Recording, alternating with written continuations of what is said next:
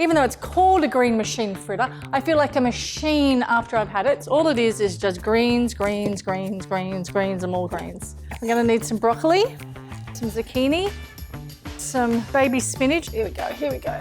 These are really baby spring onions. Look at this.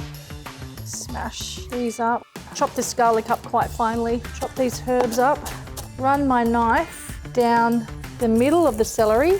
I need to put a pot on so it starts to heat up. I'm gonna put it on a medium heat. I need some olive oil in here, and I'm gonna add the garlic and the onions and the broccoli.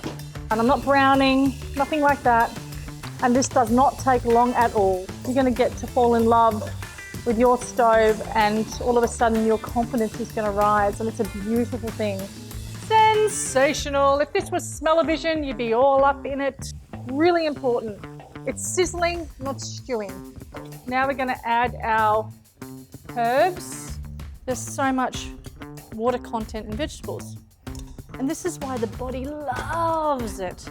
The body just goes, thank you, Cynthia, for feeding me plants.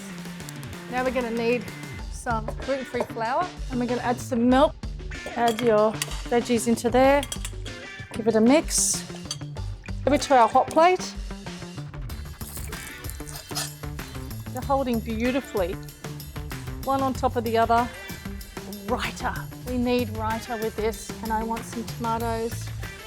And that to me is spectacular, really. Perfection.